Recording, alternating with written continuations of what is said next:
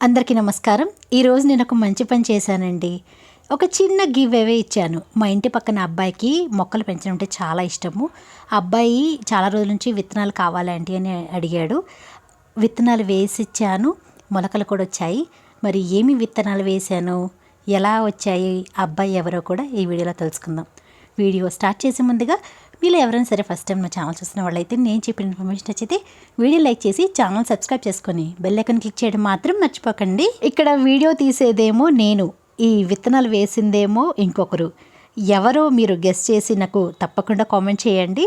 అది కరెక్టా కాదా నేను మీకు రిప్లై ఇస్తాను. ఒక చిన్న సైజ్ పాట్ తీసుకున్నాము. వాటికి ఆల్రెడీ హోల్స్ ఉన్నాయన్నమాట. మనము నర్సరీ నుంచి మొక్కలు తీసుకొస్తే ఈ చిన్న సైజ్ పాట్లో పెట్టిస్తారు కదా, ఆ పాట్ని నేను మళ్ళీ రీయూజ్ చేసుకుంటున్నాను. వాటిని కొబ్బరి చిప్పలతో లేదంటే పెంకులతో వాటితో ఏదైనా సరే కవర్ చేయాలి. కంప్లీట్గా కవర్ చేయకూడదు, కొంచెం గ్యాప్ ఉండేలా కవర్ చేసుకొని నార్మల్ సాయిల్ మిక్చర్లోనే ఈ సీడ్స్ అనేది వేసుకోవాలి.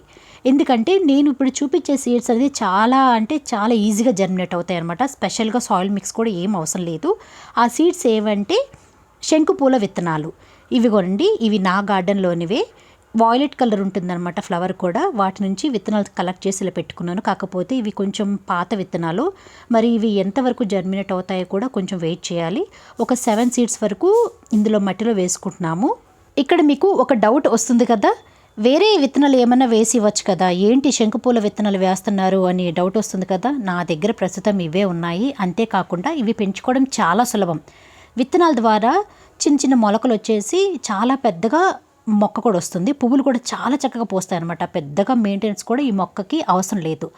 ఇక్కడ సాయిల్లో కొంచెం తేమగా ఉంది, నేను అందుకని ఎక్కువగా వాటర్ ఇవ్వట్లేదు. వాటర్ విషయంలో కూడా చాలా జాగ్రత్తలు పాటించాలి. ముఖ్యంగా ఇలా సీడ్స్ వేసుకునేటప్పుడైతే ఎక్కువగా వాటర్ ఇవ్వకూడదు. చేత్తో లేదో జగ్గుతో ఇచ్చే కంటే కూడా ఇలా హోమ్ మేడ్ స్ప్రేయర్ అయినా లేదంటే గార్డెన్ స్ప్రేయర్స్ ఉంటాయి కదా, వాటితో అయినా సరే స్ప్రే చేయాలి. కొంచెం అలవాటు అయ్యేదాకా ఇదే బెస్ట్ టిప్ అండి. ఎందుకంటే ఎక్కువగా వాటర్ ఇవ్వడం వల్ల కూడా మళ్ళీ అవి కుళ్ళిపోతాయి, అంత ఈజీగా జర్మినేట్ అవ్వవు.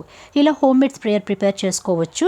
ఒక చిన్న వేస్ట్ బాటిల్ తీసుకొని ఆ క్యాప్కి పిన్నిస్ తోటి హోల్స్ పెట్టేసి ఆ తర్వాత స్ప్రేయర్ అనేది ప్రిపేర్ అయిపోతుంది. వాటర్ అనేది పోయాలి. చూడండి, వారం తర్వాత బుజ్జి బేబీ శంకుపూల మొక్కలు వచ్చేసాయి. అయితే ఇక్కడ ఒక విచిత్రం ఏంటంటే 7 సీడ్స్ వేసాము, కానీ ఒకటే వచ్చింది, ఎందుకో తెలియట్లేదు. ఇది ఆ బాబు దగ్గరే ఉందన్నమాట. 7 డేస్ వరకు తన దగ్గరే ఉంచుకున్నాడు. నేను మళ్ళీ ఒకసారి అప్డేట్ చూపిద్దామని మీకోసమని, అలాగే మొక్క ఎలా ఉందో చూద్దామని చెప్పేసి ఇంటికి తెమ్మని చెప్పాను. పక్కనే ఉంటాడండి బాబు, ఎప్పుడు మా ఇంటి ముందే ఆడుకుంటూ ఉంటాడనమాట.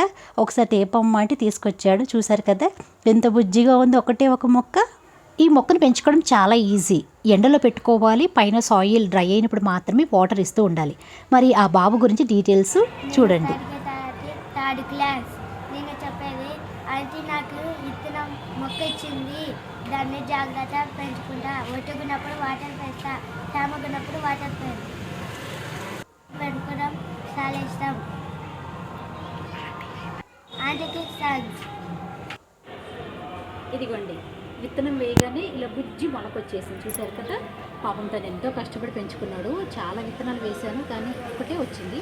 తను చూడేశారు కదా ఎంత హ్యాపీగా ఉన్నాడో. ఇదే నేను కోరుకున్నది. ఇలా మీరు కూడా పెంచుకోవాలని కోరుకుంటున్నాను. తీసుకో. మరి మీలో ఎంతమంది ఇలా పక్కన వాళ్ళకి విత్తనాలు, కటింగ్స్ ఇవన్నీ ఇస్తూ ఉన్నారు? నేనైతే చాలా ఇచ్చానండి. కాకపోతే ఈ బాబుని మీ అందరికీ చూపించడం కోసం ఈ వీడియో చేశాను. చాలామందికి సీడ్స్ ఇచ్చాను, కటింగ్స్ కూడా ఇస్తూ ఉన్నాను. మీరు కూడా ఎంతమందికి ఇలా హెల్ప్ చేస్తున్నారో తప్పకుండా ఒక కామెంట్ చేసి చెప్పండి. వీడియో నచ్చితే మర్చిపోకుండా లైక్ చేయండి. నెక్స్ట్ వీడియో మళ్ళీ కలుద్దాం. బాయ్.